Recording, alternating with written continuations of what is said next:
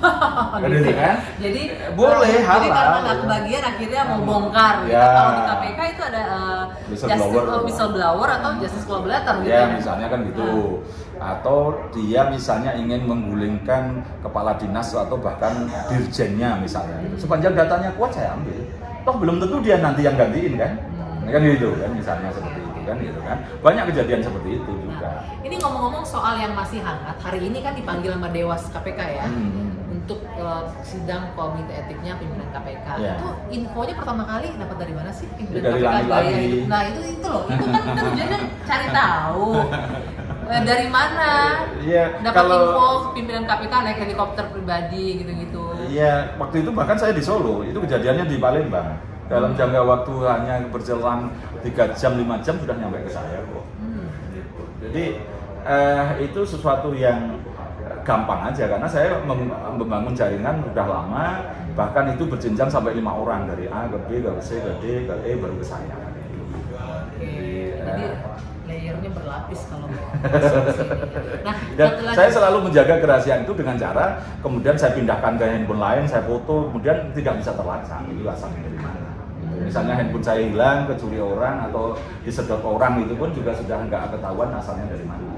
Ketika saya menerima itu saya buka, terus saya foto pakai handphone lain. Saya pinjam teman, foto dulu baru dia saya buka, saya foto balik, foto lagi ulang. Wah ribet ya? Iya mau nggak mau. Menjadi kerahasiaan tadi. Nah, tapi pernah ada yang coba untuk mencuri informasi? Kemarin sempat itu yang ya udah orang yang mau WA gitu, tapi kan kemudian ada cara 2 langkah itu cepet-cepet saya buat kunci 2 langkah ya cuma itu aja, WhatsApp aja enggak. Dan itu pun WhatsApp kan juga semua kalau toh data sudah saya keluarkan semua saya salurkan, kalau diambil orang pun juga tidak ada ruginya. Iya, ada isinya tapi kan tidak ada ruginya. Udah saya misalnya data ini sudah saya laporkan kemana, data ini sudah saya laporkan kemana, tidak ada yang saya simpen kok gitu. Nah Mas Boy, ini kan yang lagi rame selain kasus Dewas lagi jalan pemeriksaan ya, terus ada juga kasus Joko Chandra.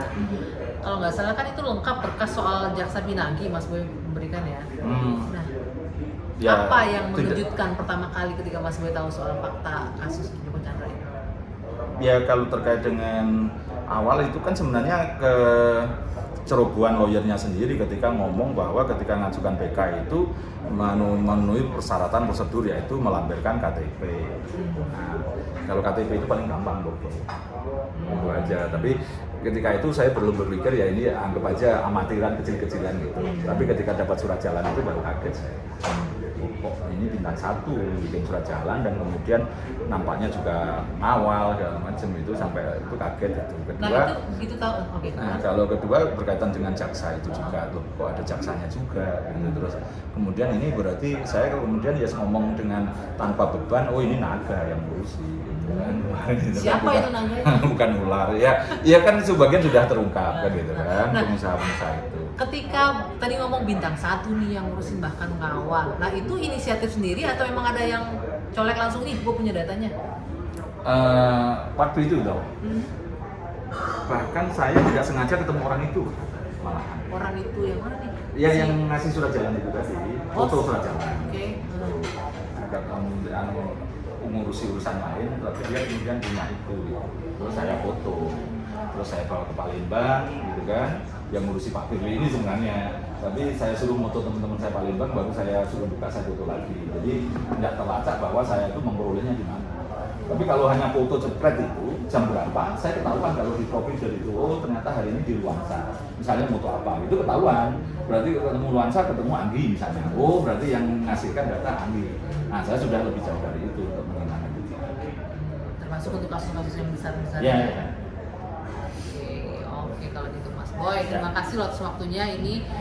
Tapi sekali lagi tetap nggak ada rasa takut ya, termasuk juga buat keluarga di rumah ada bahasa yang. saya banyak yang bertanya, apa nggak kasihan anak-anaknya nanti kalau gitu. Ya saya balik begini, kalau saya misalnya pun harus meninggal muda, anak saya jadi militan dan mandiri, lebih baik daripada saya umur 90 tahun anak saya jadi manja-manja. Tapi ini kan soal pilihan. Soal meninggal, banyak orang meninggal tidur ngorok, meninggal juga banyak.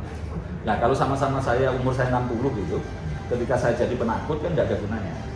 Tapi kalau saya berani ya meskipun tetap koridor hukum, tetap koridor saya tidak pengen menyakiti orang gitu kan. Kalau toh dia di penjara karena memang akibat ulahnya dia sendiri bukan karena saya gitu ya.